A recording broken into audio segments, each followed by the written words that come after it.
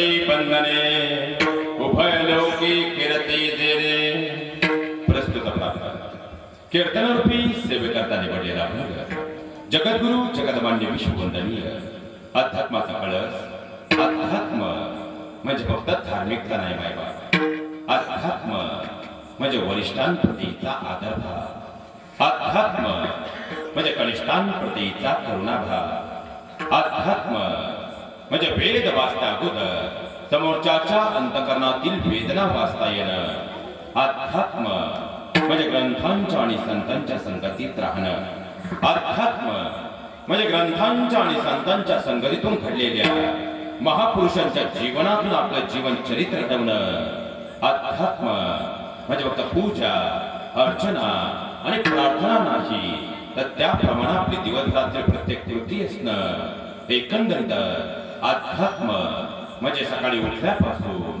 रात्री झोपेपर्यंत आपल्या हातातील प्रत्येक कार्य हे प्रामाणिक आणि पारदर्शक पद्धतीने करणं अशी कलियुगातील मानवाला मोक्षाकडे जाणारी साधी सरळ आणि सोपी वैवाह्य निर्माण करून देण्यासाठी त्यांनी गाथा या प्रकरणातून 5वा वेद निर्माण केला. महाराज आणखी सोपं करून सांगायचं म्हटलं तर नारळाला डोळे आहे पण त्या डोळ्यांनी ते कधी पाहू शकत नाही. सुईला नाक आहे पण त्या नाकाने ते कधी गंध घेऊ शकत नाही. कपाला कान आहे पण त्या कानांनीही ते कधी ऐकू शकत नाही.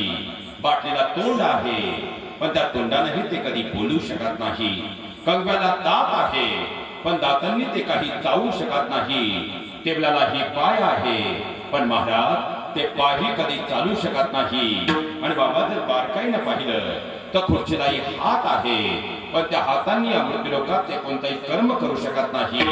अगदी त्याचप्रमाणे 84 लक्ष योनीमधून या मृत्यूलोकामध्ये या देहाला जे चैतन्य प्राप्त झालेलं आहे ते चैतन्य संसारूपी मुगजळामध्ये अडकल्यामुळं काय कारण परत या देहाला प्राप्त झालं हेच या मृत्यूलोकात या देहाला समजलेलं नाही. आणि ते समजावून दे या देहातील चैतन्याला या मृत्यूलोकामध्ये परमानंद आनंद प्राप्त करून देण्यासाठी ज्यांनी या भूतलावर अवतार कार्य घेऊन गाथा स्वरूपातून 5वा वेद या ब्रह्मांडाला अर्पण केला ते जगद्गुरु तुकोबारायांचा 4 चरणांचा बहुतेकांच्या पाठातील महाराज अनेक वेळा आपल्या समोर चिंतनाला आलेला भंग माझ्या अल्पज्ञान आणि अल्पमतीनुसार चिंतन निरूपण सेवेकरता निवडलेला आहे. विठ्ठल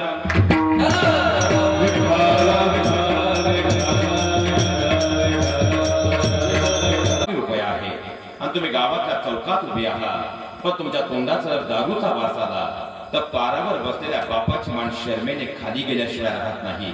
पण तुम्ही गावातल्या चौकात उभे आहात तुमच्या खिशात 1 रुपया सुद्धा नसू द्या पण तुम्ही गावात आल्यानंतर 4 लोक जर तुम्हाला रामकृष्ण हरी म्हणत असतील नमस्कार करत असतील जय हरी म्हणत असतील तर पारावर बसलेल्या बापाची मान सन्मानानं ताट झाल्याशिवाय राहत नाही. आणि तरुणाई जेव्हा अध्यात्मात येते तेव्हा नक्कीच ती वाममार्गाला जात नाही. पण आमच्या सगळ्या तरुण माऊल्यांसाठीही एकदा जोरदार कडावून काढ्या श्री क्षेत्र राज देहरे गंगाश्रम या गावी भगवंताच्या साधुसंतांच्या आशीर्वादानं वैकुंठवासी प्रातस्मरणीय दगाजी बापू ब्रह्मलीन गंगानंद गिरीजी महाराज गंगाश्रम परमपूज्य श्रीनाथ महाराज रावणतळे रामप्रकाश नंदगिरीजी महाराज गंगाश्रम परमपूज्य वैकुंठवासी रामचैतन्य बापूजी पारोळा वैराग्यमूर्ती तुकाराम महाराज जिहूरकर आदरणीय गुरुवरे हरिभक्तप्राण ज्ञानेश्वर जगद्गुरु तुकोबाराय जे सत्य आहे साच आहे आणि खरं आहे ते विठोबाचं नाम आहे. आणि त्या नामाचा खऱ्या अर्थाने छंद आणि गंध या देहाला लागला तर या देहाचं कल्याण आहे. आणि यामध्ये आज प्रथम दिवस म्हणजे वारकरी दंडसंहिते आधारे वारकरी दंडसंहितेची परंपरा आम्हाला सांगते सप्ताह किती दिवसांचा जरी असेल तरी प्रथम दिवस नामफळ प्रकरण येतं. कारण खऱ्या अर्थानं नामफळ प्रकरण का तर त्यासाठी सोपं गणित लक्षात घ्या. आता नाम हे तुमच्या माझ्या जीवनाला तारणार का आहे किंवा नामच बरं का.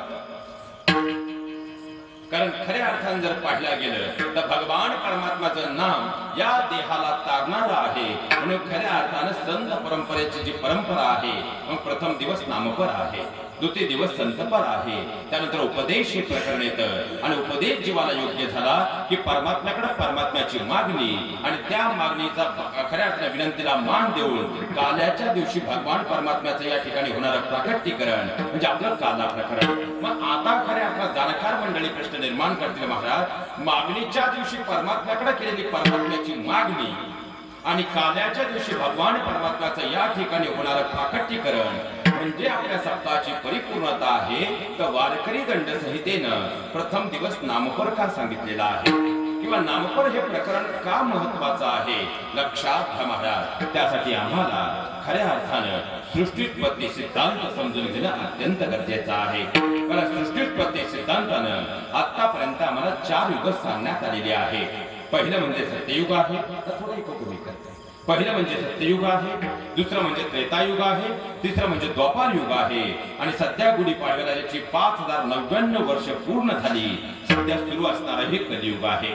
आता आता पहिलं युग म्हणजे सत्ययुगाचा कालखंड आहे आणि सत्ययुगामध्ये भगवान परमात्म्याचा जर पाहिला तर मत्स्य, कूर्म, वराह, नरसिंह अवतार आहे. आणि त्यातही भगवान परमात्म्याने मत्स्य अवतार हा सागरपुत्र शंकासुराचा वध करण्यासाठी घेतला. कारण सागरपुत्र शंकासुरानं वेदांचं अपहरण सत्ययुगात केलं होतं आणि सत्ययुगातून वेदच जर नाहीसे झाले तर खऱ्या अर्थानं पाहिला गेलं सत्ययुगाचं अस्तित्वच धोक्यात येईल. म्हणून त्या जगाच्या मालकानं ब्रह्मांडाच्या धन्यानं मत्स्य अवतार धारण केला आणि शंकासुराचा वध करून वेदांचं रक्षण केलं होतं. कारण सत्ययुगाचा कालखंड तिथं या जीवाची जीवमर्यादेचं गुणोत्तर धर्मशास्त्रानं खऱ्या अर्थानं 1,00,000 वर्षांचं सांगितलेलं आहे. आणि त्यामध्येही सत्ययुगाचा कालखंड म्हणजे वेदशास्त्राला अनन्यसाधारण महत्व आहे. त्यानंतरचा कालखंड येतो तो म्हणजे त्रेतायुगाचा कालखंड आहे, जिथे या जीवाची जीवमर्यादा शास्त्रानं खऱ्या अर्थानं जर पाहिली तर 10,000 वर्षांची सांगण्यात आलेली आहे. जिथे खऱ्या अर्थानं परमात्म्याचा पूर्ण अवतार प्रभू रामचंद्रांचा अवतार कार्य आहे. आणि खऱ्या अर्थानं जर त्रेतायुगाचा कालखंड आपण बारकाईनं पाहिला तर यज्ञ परंपरेला अनन्यसाधारण महत्व आहे. कारण प्रभू रामचंद्रांचा जन्म व्हावा म्हणून तर राजा दशरथांनी आपल्या 3ही राण्यांसोबत जो यज्ञ केला तो पुत्र कामेष्टी यज्ञ होता. मारी सुबाहू त्या ठिकाणी त्रास दिला किंवा विश्वामित्र बालरामचंद्रांना नेण्यासाठी आले होते तेव्हा त्यांनी जो यज्ञ आरंभला होता वाल्मिकी आणि गीत रामायण असं सांगतं तो महायज्ञ होता. जेव्हा जनक राजाने आपली कन्या सीता मातेचं स्वयंवर केलं तेव्हा जनक राजाने जो यज्ञ आरंभला होता वाल्मिकी आणि गीत रामायण असं सांगतं तो धनुष्य यज्ञ होता. जेव्हा रावणानं सीतामाते खऱ्या अर्थानं सीतामातेचं अपहरण केलं आणि प्रभू रामचंद्रांनी लंकेवर स्वारी केली तेव्हा आपला निभाव लागण्यासाठी रावणानं आपला मुलगा इंद्रजित म्हणजे मेघनादाला सांगून जो यज्ञ आरंभला होता तो ब्रह्मास्त्र यज्ञ होता. स्वतः रावणानं कुठले डाव टाकण्यासाठी जो यज्ञ आरंभला आम्हाला खऱ्या अर्थानं गीत रामायण आणि वाल्मिकी रामायण सांगतं तो तांत्रिक यज्ञ होता. जेव्हा खऱ्या अर्थानं युद्ध समाप्त झालं आणि प्रभू रामचंद्र माघारी निघाले अयोध्येला जाण्यापूर्वी त्यांनी ज्या कुरुक्षेत्रावर युद्ध झालं त्याच कुरुक्षेत्रावर त्या कुरुक्षेत्राची शांतता पुनर्प्रस्थापित करण्यासाठी त्या ठिकाणी जो यज्ञ केला वाल्मिकी गीत रामायण सांगतं तो धुम्र यज्ञ होता. प्रभू रामचंद्र जेव्हा अयोध्येला माघारी आल्याबरोबर त्यांनी जो पहिला यज्ञ केला तो खऱ्या अर्थानं पाहिला गेला तर पितृयज्ञ होता. आणि आम्हाला वाल्मिकी आणि गीत रामायणाच्या परंपरेमध्ये या यज्ञ परंपरेत शेवटचा यज्ञ आढळतो आणि तो म्हणजे अश्वमेध यज्ञ आहे. म्हणजे त्रेतायुगाचा कालखंड यज्ञ परंपरा सांगणारा कालखंड आहे. त्यानंतरचा कालखंड येतो तो म्हणजे द्वापारयुगाचा कालखंड आहे. तिथं पूर्णोत्तम अवतार परिपूर्ण अवतार भगवान श्रीकृष्णांचा अवतार कार्य आहे आणि तिथं जीवाची जीवमर्यादा शास्त्रकारांनी 1000 वर्षांची सांगितलेली आहे.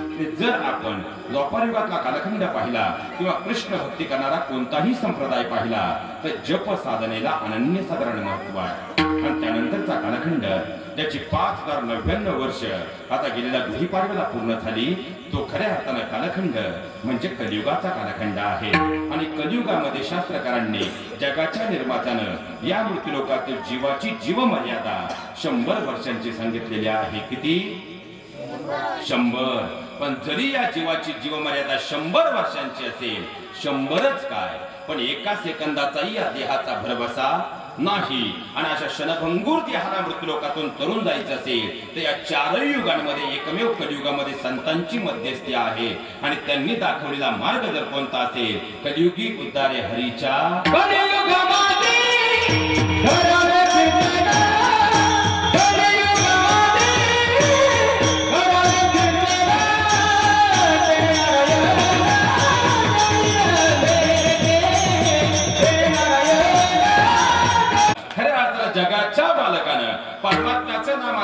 हातात घेतलं तर खऱ्या अर्थानं मोक्ष प्राप्त झाल्याशिवाय राहत नाही. आणि त्या मोक्ष प्राप्तीसाठी 84 लक्ष योनीमधून हा देह प्राप्त झालेला आहे. आता आपला परमार्थ, कारण नाम का महत्वाचं, मुखी नाम हाती.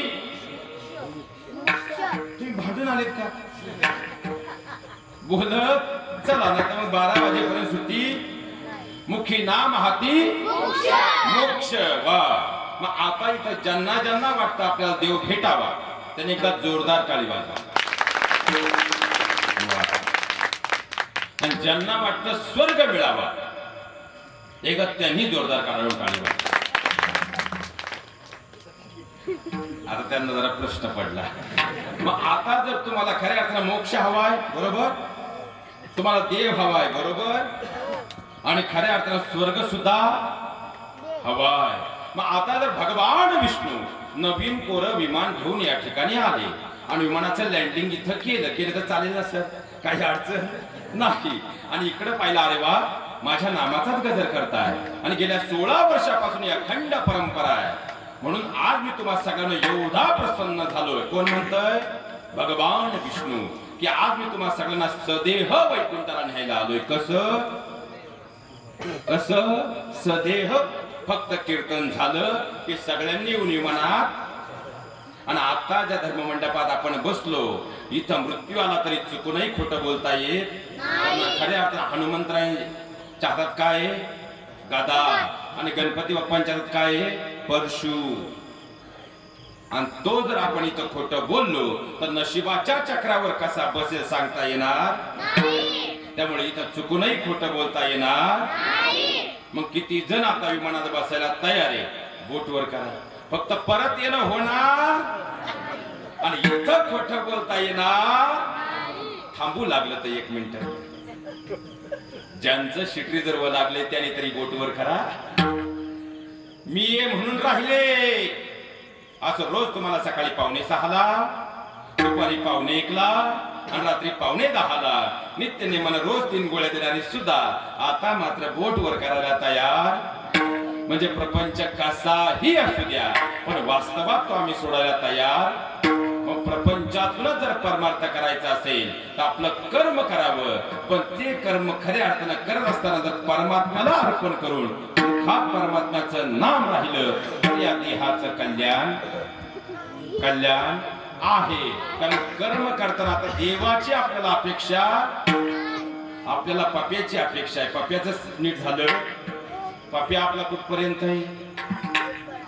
फक्त पप्याच्या डोक्यावर तांदूळ पडेपर्यंत पप्या तुम्हाला विचारतो, आई जेवायला काय केलंय? पण पप्याच्या डोक्यावर तांदूळ पडले आणि पप्या पिवळा झाला, दुसऱ्या दिवसापासून पप्या आपल्याला विचारीत, तुम्ही म्हणताय मी म्हणत खरंय का खोटं आहे? गुड्डी आपली आहे कुठपर्यंत? जोपर्यंत तिच्या डोक्यावर तांदूळ पडत. आणि आता आजकालच्या काळात गुढी तांदूळच पडू देत नाही. ते तर डबल अवघड झालं. आणि आपल्यासारखं जर म्हणायला गेलं तर हीच पोरं म्हणतात, महाराज तुम्ही शांत बसा, तुम्हाला प्रेम काय कळणार आहे? अरे प्रेम प्रेम प्रेम म्हणतोस तू. अरे प्रेम प्रेम प्रेम म्हणतोस तू आणि खऱ्या प्रेमाचा अर्थ मात्र विसरून जातोस तू. अरे प्रेम प्रेम प्रेम म्हणतोस तू आणि खऱ्या प्रेमाचा अर्थ मात्र विसरून जातोस तू. प्रेम म्हणजे कुणाला मिळवणं नसतं रे. राधाकृष्णांनी सांगितलंय, प्रेम म्हणजे मुक्त असताना उधळणं असतं रे. तुला वाटत असेल तिला पळून घेऊन तू तुझं स्वप्न पूर्ण केलंस. अरे पण वेड्या, एका बापाचं मात्र कन्यादानाचं स्वप्न आयुष्यभरासाठी त्याकडून हिरावून घेतलं. सांग ना रे वेड्या, त्या प्रेमात नक्की तू काय मिळवलं? तू म्हणत असेल तिला पळून नेऊन कालांतराने तुझ्या घरच्यांना समजावून सांगून तुझं घर तू परत मिळवलं. अरे पण वेड्या, एका लेकीचं माहेर नावाचं घर मात्र तिच्यापासून आयुष्यभरासाठी दूर केलं. सांग ना रे वेड्या, त्या प्रेमात नक्की तू काय मिळवलं? तू म्हणत असेल तुला पळून घेऊन कालांतराने तुझ्या भावाला तुझी मर्दानगी तू दाखवली असेल. अरे पण वेड्या, काही चूक नसताना तिच्या भावाला मात्र गावातल्या चौकात आयुष्यभरासाठी मान खाली घालायला लावलीस. सांग ना रे वेड्या, पळून जाऊन त्या प्रेमात नक्की तू काय मिळवलं? तू म्हणत असेल तुला पळून घेऊन मी माझं सर्वस्व मिळवलं. पण त्या माय बापाच्या जीवनाचं उभं सर्वस्व असणारं त्याच्या लेकीला त्याच्यापासून दूर करून क्षणभर शांत बसून विचार कर, पळून जाऊन त्या प्रेमात नक्की काय मिळवलं. माझ्या सगळ्या तरुण मित्रांनो, आज प्रथम दिवशी तुमचा भाऊ म्हणून तुम्हाला एक विनंती करून जातो. या ब्रह्मांडाच्या पाठीवर परमात्म्याला अवतार या मृत्यूलोकात घेता आला नाही, म्हणून त्याने स्वतःचा प्रारूप म्हणून आपले आई वडील घडले. आणि आपल्यामुळे जर आपल्या आई वडिलांच्या डोळ्यात पाणी येणार असाल, तुम्ही कितीही परमात्म्याची पूजा केली, तो परमात्मा आम्हाला स्वर्गात काय नरकात तरी जागा देईल का, याचा मात्र विचार करा. आणि नाम सप्ताहाच्या निमित्तानं पहिल्या दिवशी जर कोणती शपथ घ्यायची असेल तर आजपासून आयुष्याच्या शेवटपर्यंत आपल्या मुलं आपल्या आई वडिलांचं नाव त्यांचं कुळाला भट्टा लागणार नाही आणि आपल्या मुलं आपल्या आई वडिलांच्या डोळ्यात कधी पाणी येणार नाही, एवढी शपथ जरी आपल्या गावातील प्रत्येक तरुणाने घेतली तरी कालाच्या दिवशी गोकुळातून येणारा परमात्मा इथं काला ग्रहण करून गोकुळात न जाता आपलं गावच गोकुळ होईल आणि त्या गोकुळामध्ये विराजमान होईल, तेव्हा आपल्या सप्ताहाची परिपूर्णता होईल. हे सगळ्यात मोठं वास्तव आहे.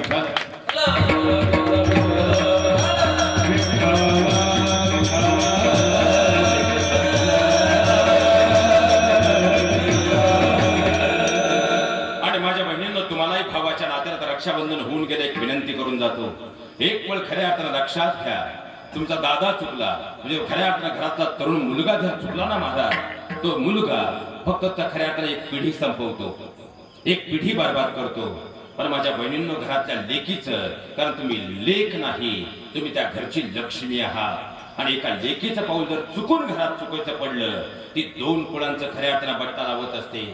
म्हणून हात जोडून तुम्हाला विनंती करतो, कारण लक्षात ठेवा, आपल्या हिंदू संस्कृतीमध्ये जर पाहिलं तर मुलं रात्रीच्या 12 वाजता घरी आली तरी वडील विचारतात कुठं गेला होता, शांत होतील. पण मुलीला 8 जरी वाजले, बापाचं काळीच बाहेर आल्याशिवाय राहत नाही. तुमचे आई वडील तुम्हाला टोकतात म्हणून तुम्हाला वाईट वाटतं, पण तुमच्या भावापेक्षाही तुमच्यावर त्यांचं नितांत जास्त प्रेम आहे. कारण जिथं प्रेम जास्त असतं तिथंच माणूस 10 वेळा विचारतो, हे मात्र विसरू नका. लोखंड रस्त्यात पडलं तर आपण बाजूला करून निघून जाऊ, पण जर हिरा असेल तर उचलून आपण कपाटात आणून ठेवू. तुम्ही तुमच्या घरातला हिरा आहात, हे जीवनात कधी विसरू नका. जर तुमचं पाऊल चुकीचं पडलं, कारण पहाडासारखा असता तुमचा हा बाप, ज्याला सगळं गाव घाबरतं, पण तोच तुमचा बाप जर कधी आजारी पडला ना, तुमच्या आई सांगते अहो गोळ्या घ्या, तो बाप ऐकेल की नाही मला माहित नाही. तुमचा भाऊ सांगतो बाबा गोळ्या घ्या, तो बाप ऐकेल की नाही माहित नाही. पण फक्त तुम्ही खऱ्या अर्थानं गोळ्या हातात घेतल्या, पाण्याचा ग्लास घेतला आणि तुमच्या वडिलांकडे डोळे मोठे करून पाहिलं, बाप क्षणाचा विलंब न करता, काहीच न बोलता निमूटपणे त्या गोळ्या खाल्ल्याशिवाय राहत नाही. कारण तो बाप जोपर्यंत तरुण आहे तोपर्यंत तुम्ही त्याची लेक आहात. पण ज्या दिवशी तुमच्या वडिलांच्या हातामध्ये काठी येते त्या दिवशी त्या बापाची दुसरी आई म्हणजे त्याची लेक असते.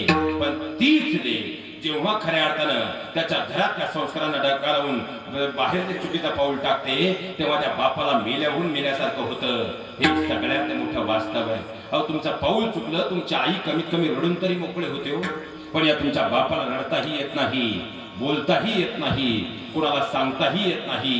म्हणून तर मकाच्या शेतामध्ये जाऊन त्या बांधावर बसून गुडघ्यात डोकं घालून काळी असताना त्या लेकीसाठी हा बाप हमसून हमसून रडतो.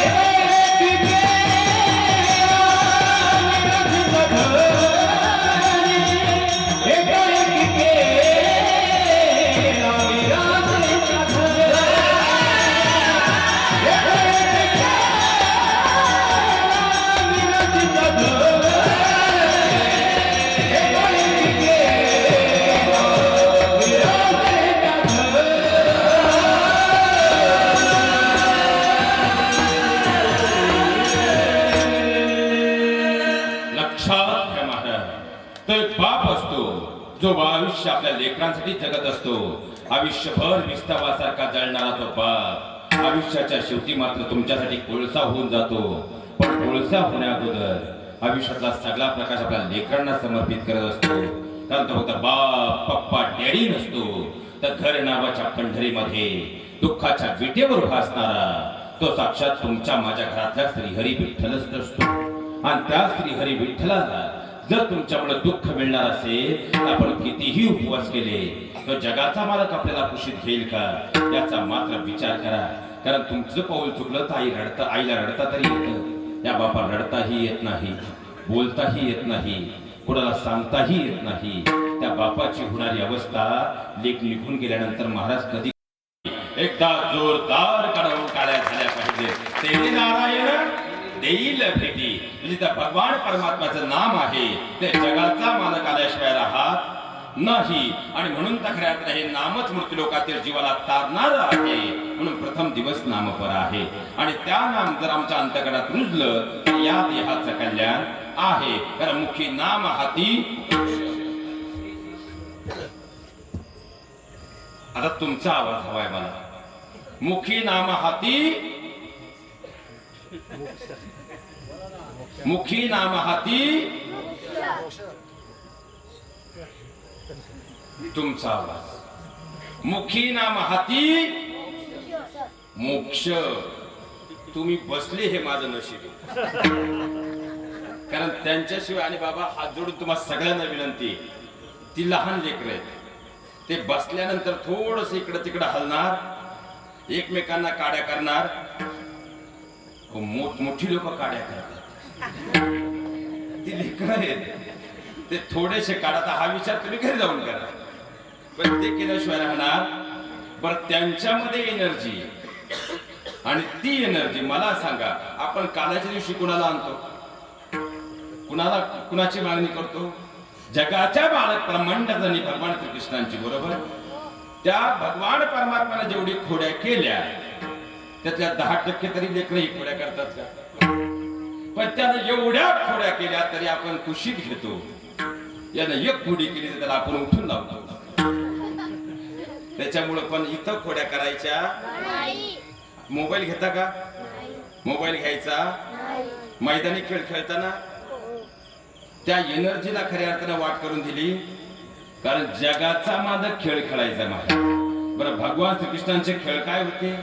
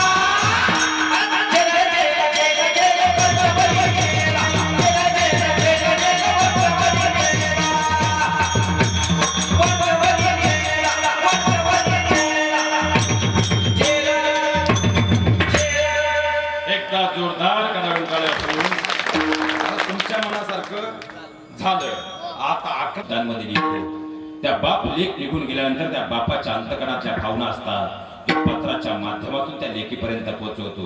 प्रिय बाळा, मोबाईलच्या जमान्यातही मी तुला आज पत्र लिहितो. कारण अगदी तसंच आहे. कारण तू कॉलेजला जात असताना तुझी काळजी वाटत होती, म्हणून माझ्या मित्राकडे उसने पैसे घेऊन तुला घेतलेला मोबाईल काल दुपारी तू घरातून निघून गेल्यापासून बंद करून ठेवलास रे. तू तर फक्त मोबाईल बंद केलास रे, पण कालपासून समाजाच्या, शेजारच्यांच्या, गावच्या नजरा चुकवत तू तुझ्या आईनं तर घराचा दरवाजा बंद केलाय लेकरा. पण का का केलंच असं? अरे काय चूक हो तुझ्या आईची? तिनं 9 महिने 9 दिवस बाईपण विसरून आईपणाचा स्वीकार करून तुला वाढवलं. काय चूक हो तुझ्या दादाची, ज्यानं पॉकेट मनीचे पैसे साठवून रक्षाबंधन भाऊबीजेला भले भांडला पण मागेल ते दिलं. काय चूक हो तुझ्या बापाची, जो तुझ्या कन्यादानासाठी आयुष्यभर खऱ्या अर्थानं फाटकी बनियान आणि घामाच्या थेंबात भिजून आयुष्यभर कष्ट करत राहिला. पण काय चूक होती आम्हा साऱ्यांची की क्षणात तू आम्हाला परक करून गेली. ज्या आईन आनंद कळा तुझ्यासाठी झेलल्या. अरे बाळंत शब्दाचा अर्थ आहे बाळ होताना जिचा अंतही होऊ शकतो, ही प्रक्रिया म्हणजे बाळंत. तुझ्या आईची एक एक कळ तुझ्या आईण्याच्या आनंदामध्ये खऱ्या अर्थानं मूड होती.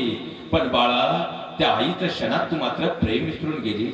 बाळा, खऱ्या अर्थानं पाहिला गेलं हा तुझा बाप आयुष्यभर तुझ्या सगळ्या गरजा पूर्ण करता यावे म्हणून आंघोळीच्या साबणानं स्वतःची दाढी खरवडत राहिला. पण माझ्या चिऊला सुनूला कधी काही कमी पडू दिलं नाही. त्या बापाचं प्रेम विसरले. भले तुझा दादा तुझ्या बरोबर भांडला असेल, रागवला असेल, मारला असेल, पण आयुष्यभर तुझ्यावरती सुरक्षेचं छत्र धरून राहिला. त्या दादाचं प्रेम विसरले.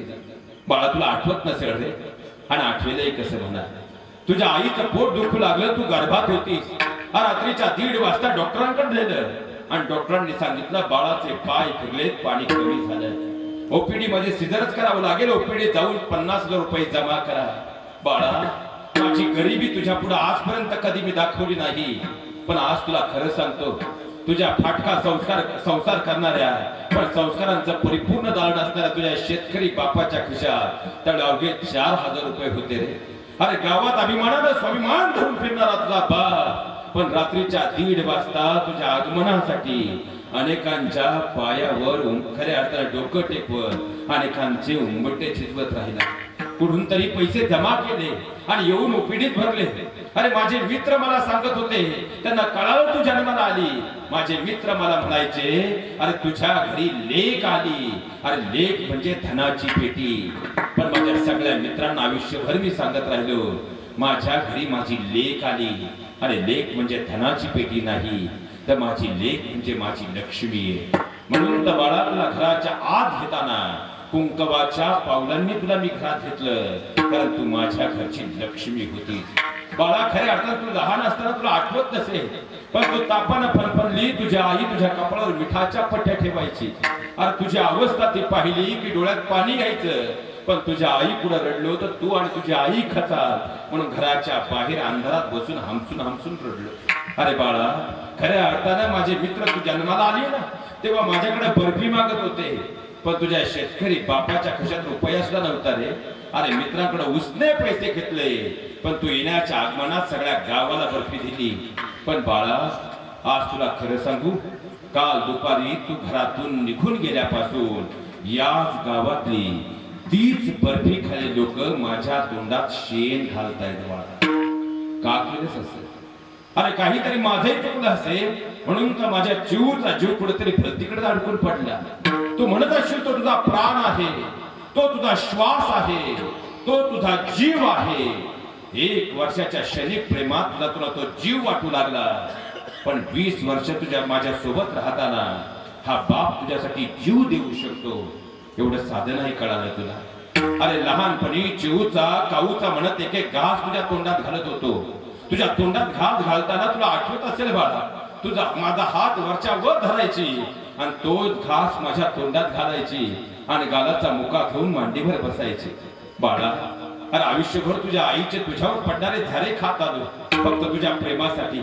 पण जाताना एकच करायचं नाही. काल दुपारी तू गोड शिरा बनवला असता आणि त्या गोड शिऱ्यामध्ये थोडस विष टाकलं असतं तर मी झोपलो असतो, ते उठलोच नसतो. हा दिवस पाहण्याची वेळच आली नसती. झाली चूक तुझी आज नाही करायची. पण खऱ्या अर्थानं तुला आज वाटत असेल तू निघून गेलीस, पण मागची अवस्था सांगू तुला. अरे कालपासून तुझ्या आईनं पाण्याचा घोट सुद्धा घेतला नाही. का? तिची लेक सासरी गेली म्हणून नाही, तिची लेक कुणा तरी हात धरून विडीपिसी होऊन पळून गेली ना म्हणून. कालपासून गावात फिरणार तुला दादा, पण काल दुपारपासून गावातही गेला नाही. का? त्याची ताई सासरी गेली म्हणून नाही, त्याची ताई कुणातरी हात धरून विडीपिसी होऊन घरातून पळून गेली ना. म्हणून कालपासून खऱ्या अर्थानं बाळा हा बाप दूध डेअरीवर दूध घालायला गेलाच नाही रे. का तर खऱ्या अर्थानं ती सासरी गेली, माझी लेक सासरी गेली म्हणून नाही, माझी लेक कुणातरी हात धरून घरातून पळून गेली ना. म्हणून झाली चूक तुझी नाही कळायची, पण जर कधी मागे फिरायची वेळ आली पुन्हा धावते. भले हा बाप मारेल, रागवेल, डोळे मोठे करेल, पण पुन्हा तुला कुशीत घेईल. कारण हा तुझा बाप आहे, हा तुझा बाप आहे. तुझ्यामध्ये उभ्या आयुष्याचं सर्वस्व पाहणारा हा तुझा बाप आहे. तो बाप नाही, तो पंढरीचा परमात्मा आहे. तो तुमच्या घरातील सेवालाल महाराजांचा खऱ्या अर्थानं प्रतिबिंब आहे. त्याच्या डोळ्यात कधी पाणी येऊ देऊ नका, एवढी शपथ या सप्ताहाच्या निमित्तानं घेतली. परमात्मा शोधायची गरज नाही, परमात्मा स्वतःहून तुमच्या घरी आल्याशिवाय राहणार नाही. हे सगळ्यात मोठं वास्तव आहे.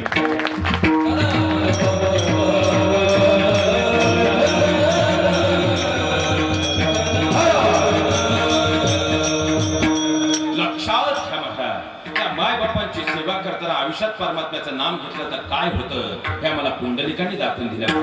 कारण पुंडलिकांच्या घरामध्ये मुलबाळ नव्हतं, पण पुंडलिकाने आपले धर्मपत्नी माता पित्यांना बरोबर घेतलं, काशी यात्रा केली. काशीला वास्तव्याला असताना परमात्म्याच्या नामाने टाहो फोडला, पण जगाचा मालक आलाच नाही. पण रोहिदास महाराजांनी कर्म करताना माता पित्यांची सेवा केली. स्वतःहून त्यांच्या चर्मभंड्यामध्ये गंगा माता पराविष्ट झाली. त्यांचा लोहदंड पुंडलिकांनी हाती घेतला. चंद्रभागेच्या काठावर तरुण उठला, त्या ठिकाणी छोटीशी झोपडी बांधली आणि तेच देवत्व जेव्हा आपल्या मात्या पित्यांमध्ये पाहून त्यांची पूजा केली, तेव्हा मात्र आमंत्रणाविनाही न बोलवताही स्वतःहून द्वारकेचा रानात पंढरपूर निवास झाला.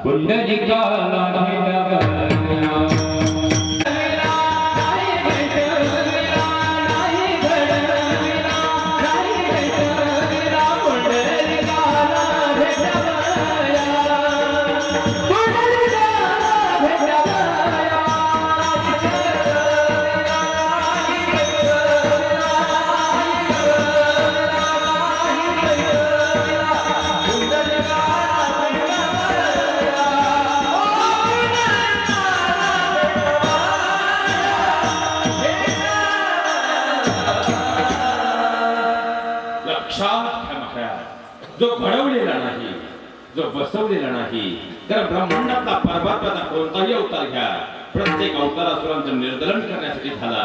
पण पंढरीच्या परमात्म्याचा अवतार मात्र पुंडलिका भेटी ब्रह्म आलेगा. खऱ्या आपल्या पुंडलिकांच्या भेटीसाठी झाला.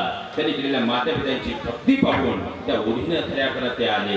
मग आपणही आपल्या घरात आपल्या माता पित्यांची सेवा करू शकलो आणि त्या आधारे अंतःकरणात परमात्म्याच्या नामाचा संचार करू शकलो. ते नाम मुखामध्ये राहिलं.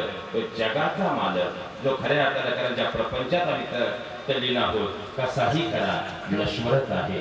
सत्य करायचं तो ईश्वर आहे, कारण तो सत्य आहे. मोक्ष मुख्य नाम हाती म्हणजे परिपूर्ण जीवनाला साथ देणारं नाम आहे. आणि नाम एवढंच करून थांबत नाही, नाम मुखात असेल तर कलियुगामध्ये कीर्ती झाल्याशिवाय सुद्धा राहत नाही. आणि कुणाची झाली? खऱ्या अर्थाने याच नामाच्या बळावर हलाहल विषानं तप्त झालेले भोलेनाथ शीतलतेला प्राप्त झाले महाराज. याच नामाच्या बळावर विभीषण लंकेच्या राजगादीवर जाऊन बसला. याच नामाच्या बळावरती शांतीवृंद एकनाथ महाराजांच्या घरी साक्षात जगाचा मालक श्रीकंड्या होऊन आला महाराज.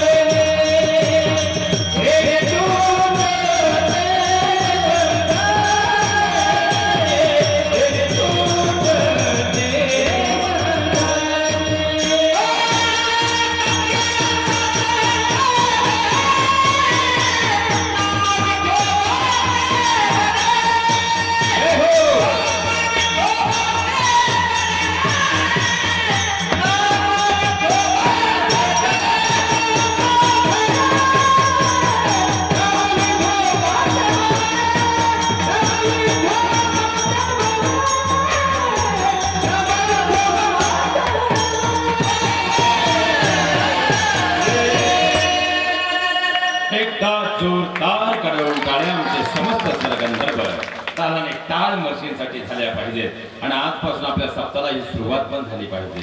कोणतंही प्रमाण झालं या सगळ्या मंडळींसाठी जोरदार कडवून टाळ्या झाल्या पाहिजे. लक्षात घ्या महाराज, सत्य साच खरे नाम विठोबाचे. मग आता खरे आपल्याला जगाच्या मालकाचं नाम बरं, पण आता मात्र प्रश्न असा आहे की विमान अजूनही तिथं उभं आहे, पण विमानात बसायची आपली तयारी आणि तुम्ही ठरवलं तरी मम्मी जाऊ देणार. खरं लक्षात घ्या महाराज, आता जर पाहायला गेलं विमानात जर आम्हाला बसायचं नाही तर प्रपंच करावा लागणार. बाबा नो, आता तुमचं बरं आहे, तरी जाऊन मम्मी पप्पाला विचारा प्रपंच काय असतो. लक्षात घ्या, आता जर आपण पाहिलं, आता मला सांगा, प्रल्हाद परमात्म्याचं नाम मुखात होतं की नव्हतं? होतं की नव्हतं? म्हणून त्यांच्या वडिलांनी काय केलं? त्यांना उकळत्या तेलात टाकलं. कशात? तेलात. तरी त्यांच्या मुखाचं नाम थांबलं आणि वरून 2च टिपके पावसाचे पडले. आपला परमार्थ विठ्ठल.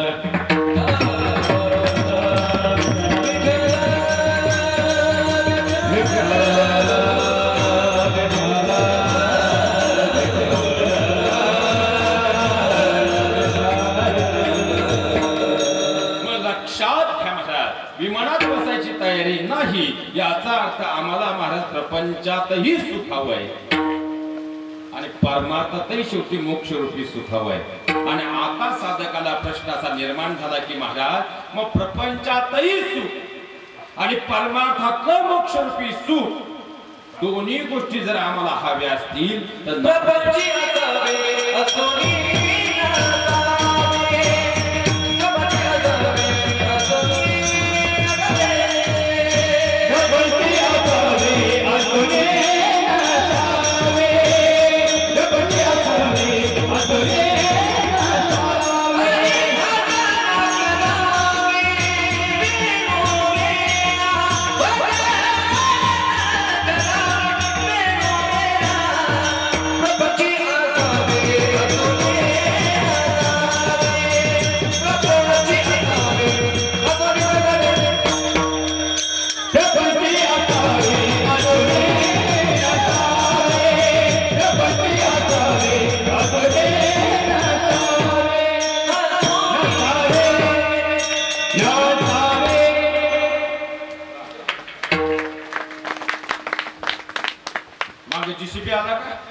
एकदा जोरदार काढून काढ्या होऊन जात.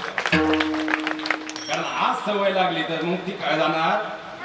लक्षात घ्या, प्रपंचात असावं पण असोनी नसावे. मग आता खऱ्या अर्थानं प्रपंचातली ही अवस्था. मग प्रपंच आता जर करायचं म्हटलं तर आता साधकाच्या मनात हाच प्रश्न राहिला की महाराज विमान उभय पण बसायची तयारी.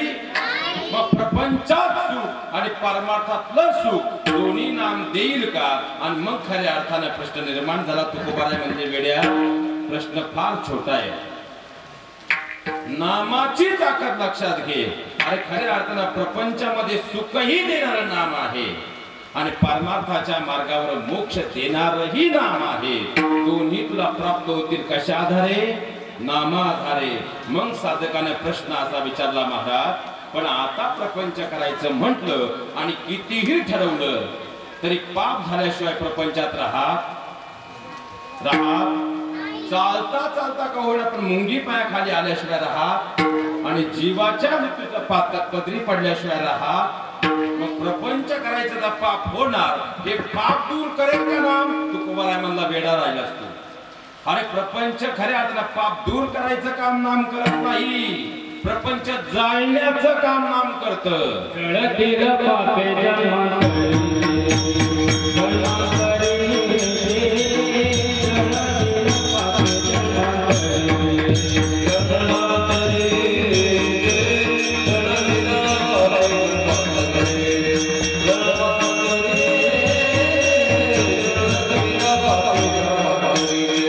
Hey!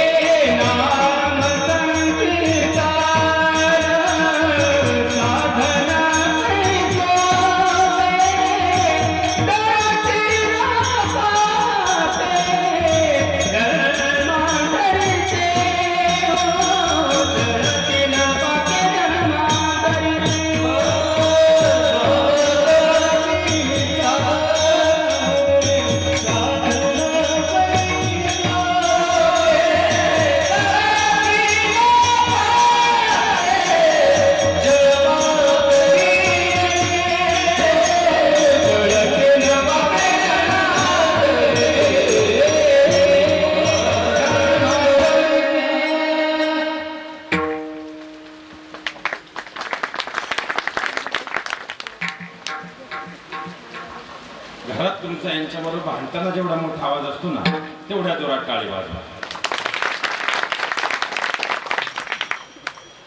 आता लक्षात घ्या महाराज, जळतील पापे या जन्मीच नाही, नामुखामध्ये राहते जन्माजन्मांतरीचे.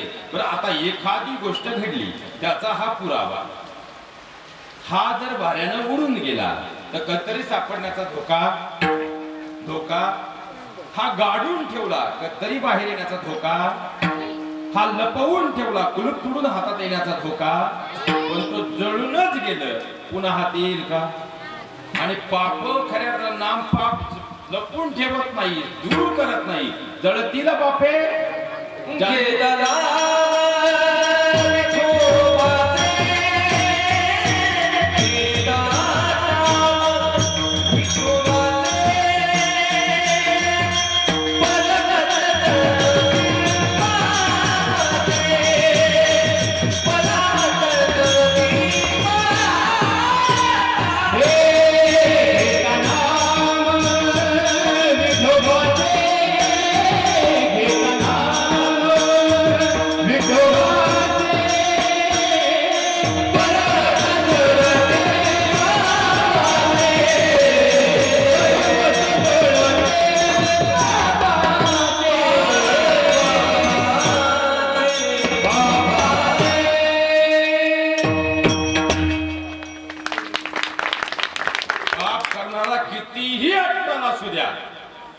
पर्वता एवढी पाप असू द्या, पण ती जाळण्याचं सामर्थ्य सुद्धा नामात आहे.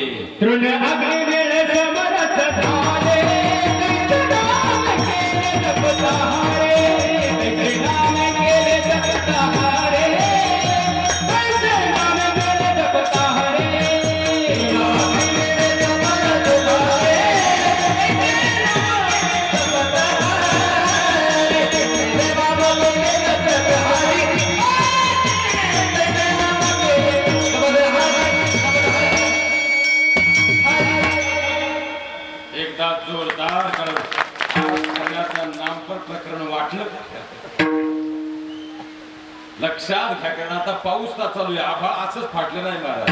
आता यांनी स्वरच एवढे वर नेलेत की वरचे गंधर्व नाचायला लागले आणि मग आभाळावर लोढा आला आणि मग ते बरसू लागले.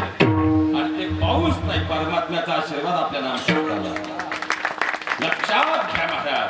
मग आता पाप जळाली, पर्वता एवढे डोंगरा एवढी पाप सुद्धा जळून खाक झाली. फक्त या ठिकाणी पण व्यक्त करतो.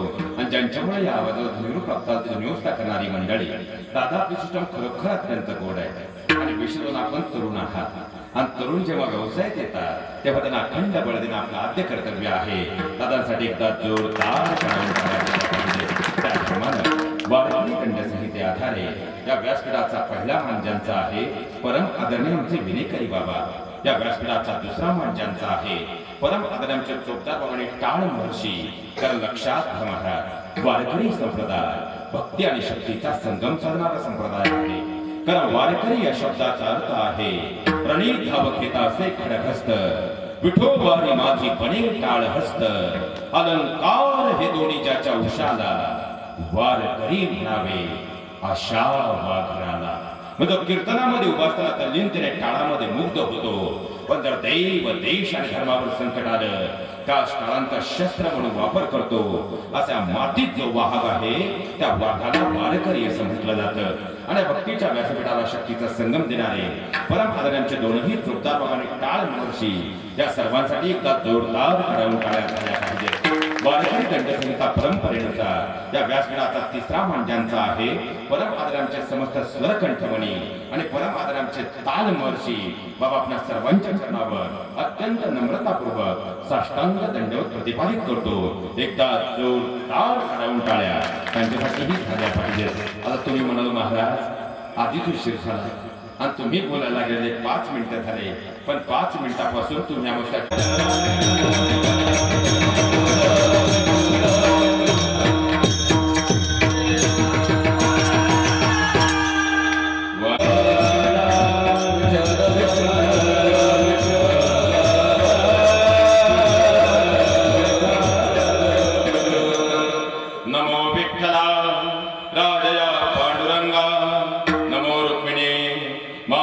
ज्ञान गंगा नमो पुंडलिका नमो चंद्रभागा नमस्कार माझा रुक्मिणी पांड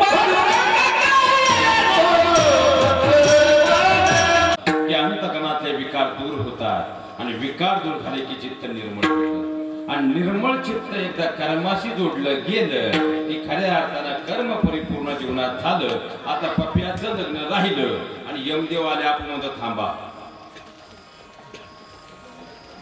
पण पप्याचं जर सुरळीत चाललंय आणि मग सगळं उरकलंय पप्याने वरच्या तुकड्याचा जर विषय केला मग काय लावली सगळं व्यवस्थित चाललंय आणि यमदेव आले म्हणजे चला निघायला जरा बरं वाटलं.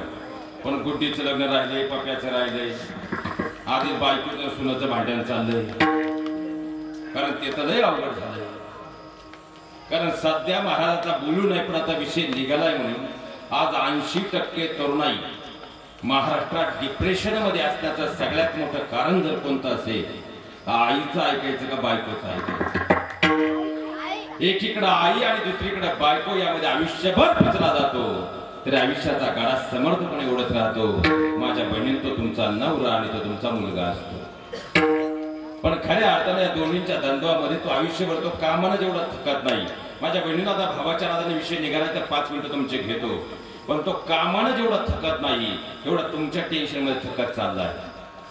आणि घराचा स्वर्ग करायचा की नरक करायचा ही जबाबदारी जर घरात कुणावर असेल ती फक्त सासू आणि सुनांवर असते.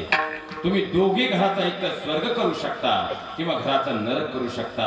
जन्माला आलेल्या लेकराला मधला पुरुषार्थ जागा करण्याचं काम घरातली आजी आणि आई करत असते. आणि पुरुषाचा महापुरुष घडवणारी आई असते आणि त्याला वाम मार्गाला जावणारी सुद्धा घरातलीच खऱ्या अर्थानं आई वडिलांचे संस्कार असतात. तुमच्या घरातलं वातावरण सात्विक असेल मुलं घडल्याशिवाय राहत नाहीत मुली घडल्याशिवाय राहत नाही. कारण पळून जाण्याची जी प्रकरणं आहेत ना त्यात 35% प्रकरणं आता मी स्वतः सायकोलॉजिस्ट महाराज त्यातली 35% प्रकरणं एक दुसऱ्या अनुषंगाने पाहायला मिळाली. घरात सातत्यानं आई वडिलांची भांडणं आईची आणि आजीची भांडणं म्हणून त्या मुली घरात थांबायला तयार नाहीत मैत्रिणींमध्ये रमतात आणि मैत्रिणी सगळ्याच खऱ्यातल्या मित्र किंवा मैत्रिणी सुदामा सारखे असतील असं नसतं.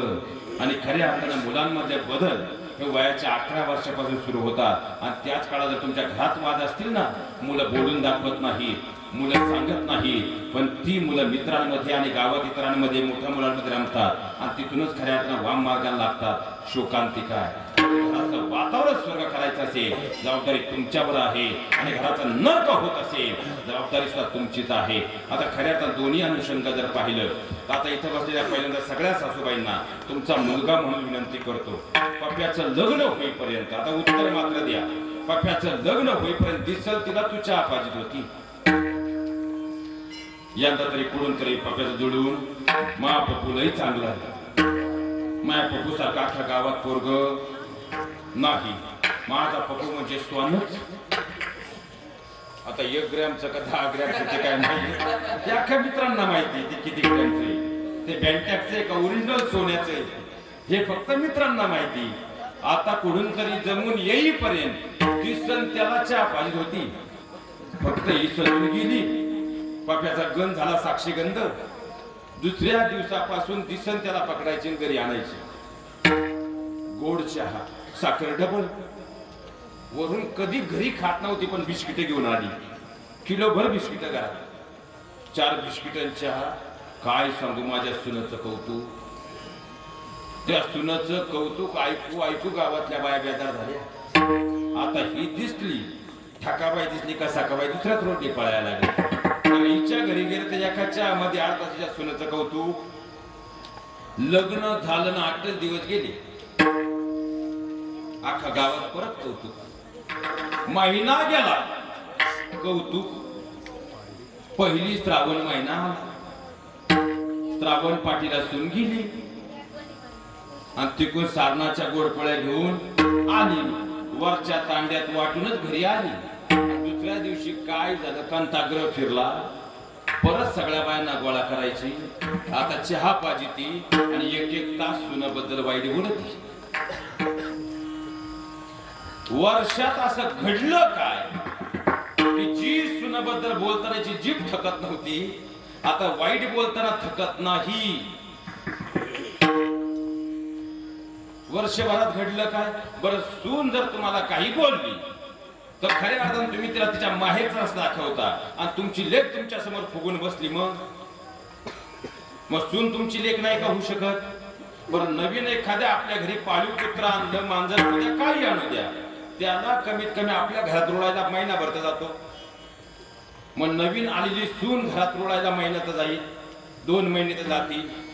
आयुष्यभर तिच्या आई वडिलांकडे होती. तुमच्या घरी आल्यानंतर आई वडिलांना विसरून जाऊ क्षणात तुमच्या घरात तिनं आपलं स्वभाव ही अपेक्षा आपण का ठेवायची?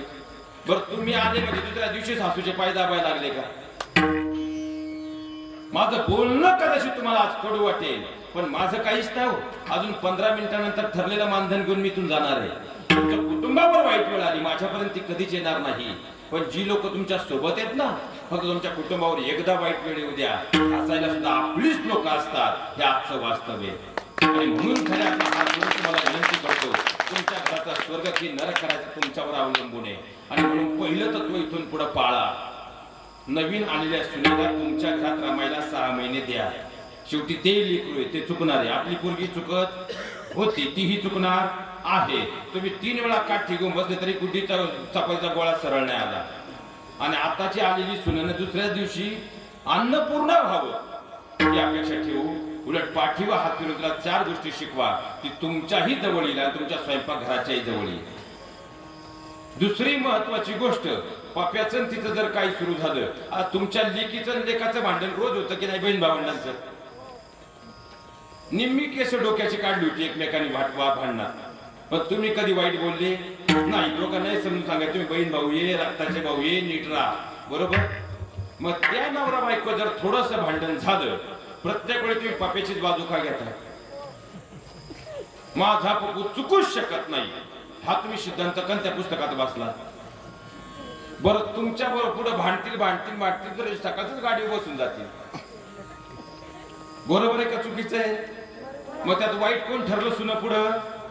त्या दोघांच्या भांडणात उद्यापासून पडायचं तुम्ही तुमचं निस्तारण, मग आमच्या पुढे या एवढं ठेका धरा. कारण तुमच्या उतारवयात लेकीला 4 फोन करा, आता ती पळत येईल तुमच्याकडे. पण तुमच्या उतारवयात लेकीला 4 फोन केले तरी पटकन येणार. आयुष्याच्या शेवटी तुम्हाला पाणी पाजायला आणि आंघोळ घालायला तुमची सूनच असणार आहे. त्यात मुलगी का पाहत नाही? आणि सगळ्या माझ्या बहिणी तुम्हाला विनंती करतो, तिने 9 महिने 9 दिवस त्याला पोटात ठेवलंय, अख्खा आयुष्य रक्ताचं पाणी करून त्याला वाढवलंय. आणि तुम्ही आल्याबरोबर तिचं ना, त्याच्या आईचं ना ऐकता तुमचंच ऐकलं पाहिजे, ही भूमिका तुम्ही कुठून आणली?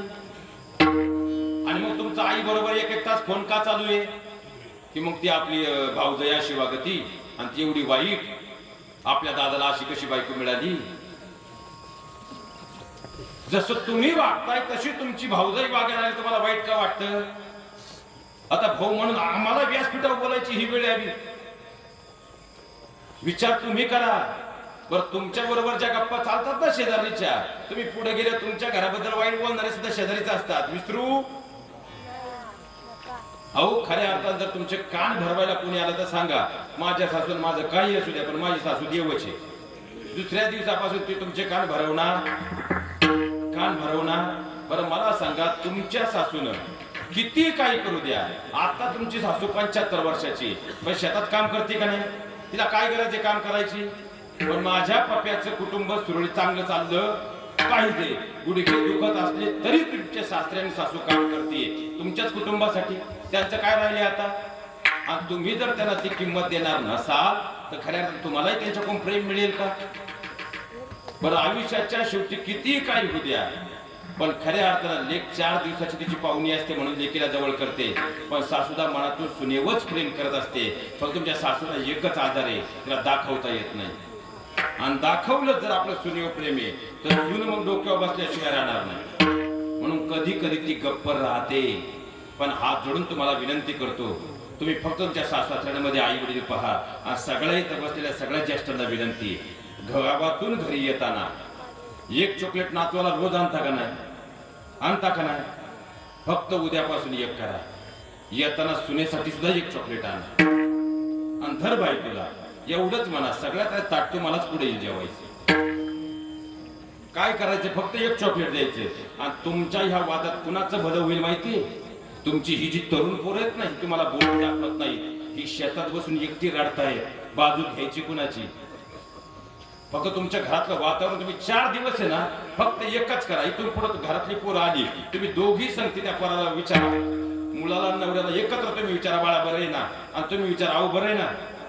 आणि तुम्ही दोघी फक्त घरात एकमेकी हसत राहा. दुसऱ्या दिवशी फक्त 3 दिवस तुम्ही तुमचा लेक तपासा आणि तुमचा नवरा तपासा.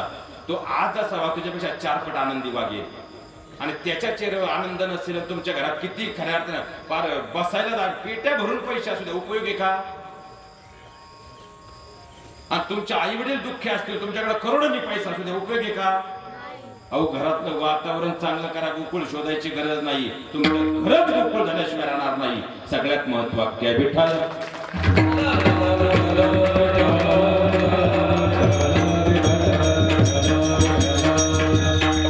लक्षात घ्या महाराज, आयुष्यातलं कर्म इतकं सुंदर करा. कर्म सांगावं यासाठी लागतंय, कारण विमान अजूनही उभं आहे.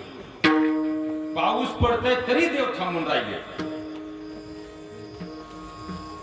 ही इथली नाही, तिथली ताकद आहे विण्याची. कारण लक्षात घ्या महाराज, हा खऱ्या अर्थानं फक्त विना नाही, संप्रदायाच्या स्वाभिमानाचा कणा म्हणजे विना. कारण विना आता खऱ्या अर्थानं आपल्याकडे बऱ्याच वेळा आता चोपदार बाबांना पाहिजे, चोपदार बाबांची टिंगल करणारी लोक झाली आहे. बरोबर आहे ना बाबा? पण चोपदार बाबा शिवाय सप्ताला मापदंड, वारी सुद्धा सरळ चालायची म्हणजे कोण लागतो? कारण भक्ती बरोबर शक्ती असेल म्हणून नवरात्र आहे. आता बाप्पाची भक्ती, नंतर नवरात्रात शक्ती, आणि भक्ती शक्तीचा संगम म्हणजे खऱ्या अर्थाने ही मंडळी आहे. आणि या सगळ्यांसाठी एकदा जोरदार टाळ्यांचा गजर होऊ द्या, एकदा प्रेमाने भजन करूया.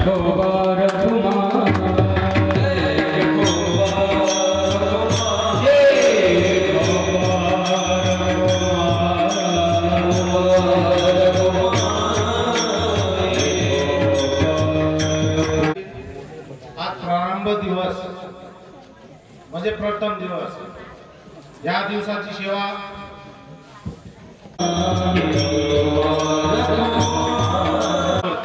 शांती ब्रह्म एकनाथ महाराजांच्या घरी दिवस कंड्या म्हणून राबला. अहो, याच नामाच्या बळावरती खऱ्या अर्थानं तुकोबाराने नेण्यासाठी जगाचा मालक पुष्पकी नव्हे नव्हे, याच नामाच्या बळावरती खऱ्या अर्थाने कीर्ती झाली. म्हणून तर तुकोबाराय म्हणतात अभंगाचं द्वितीय चरण.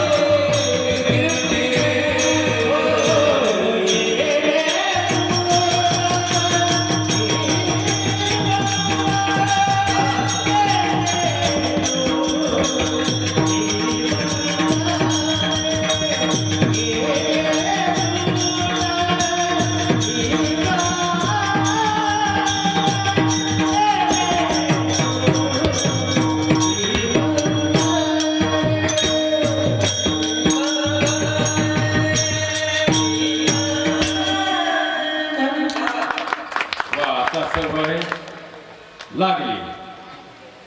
कारण सायकोलॉजी असं सांगते, बसल्या जागेवर कोणतीही गोष्ट 21 वेळा केली व्यक्ती पुन्हा ती मरेपर्यंत विसरत. आपण 17 पर्यंत आलोय. लक्षात घ्या महाराज, खऱ्या अर्थानं जर परमात्म्याचं नामांतकरणामध्ये रुजलं तर प्रपंचातली विरक्ती आणि परमार्थाच्या आसक्तीचा प्रवास सुरू होतो. आणि त्या प्रवासामध्ये नाव खऱ्या अर्थानं, खऱ्या नाम आपल्या अंतकरणामध्ये असं काही रुजतं की खऱ्या अर्थानं ते नामच परमात्म्याच्या जवळ आपल्याला घेऊन जातं. आणि म्हणून तर फक्त अंतकरणात काय हवं, आता तरी काही काही आडगी राहतात महाराज. असाच एक आडगा साधक होता, मग तो उभा राहिला. कारण आडगी लोक फार भयानक राहतात. ते 5 फुटाच्या रस्त्याला त्यांना आपण म्हणलो ₹1,00,000 देतो, तहसीलला 5 गेले तरी चालतो. पण हटत मग एक आडगा असा होता, तो म्हणला, महाराज तुम्ही म्हणताय ते सगळं पटलं मला, की नामाधारे पाप जळतील हेही कळालं, नामाधारे खऱ्या अर्थाने विघ्न 12 वाटांनी पळतील हेही कळालं, नामाधारे कीर्ती होते हेही कळालं. पण महाराज आधीच जर माझ्याकडून फार चुका झाल्या असतील आणि आधीच माझ्याकडून फार पाप झाली असतील तर मागचा गोशवारा पुढे वहीत येणार नाही का? तुकोबाराय म्हणजे काळजी करायची नाही. मी नामाचं महात्म्य तुला सांगतोय ना, जामीन मी ये. आणि जेव्हा तुकोबाराय जामीन राहतात तिथं मात्र प्रश्न निर्माण होत. मागे झालं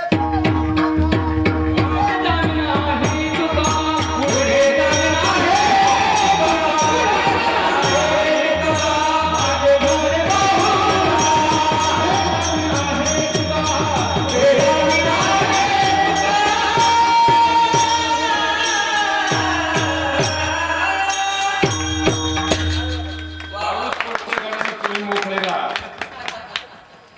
12 वाजले टेन्शन घ्यायचं, पण आज तुम्हाला ऐकावं असं वाटतंय आम्हाला. लक्षात घ्या, तुकोबाराय म्हणतात जामीन मी आहे, काळजी करायची.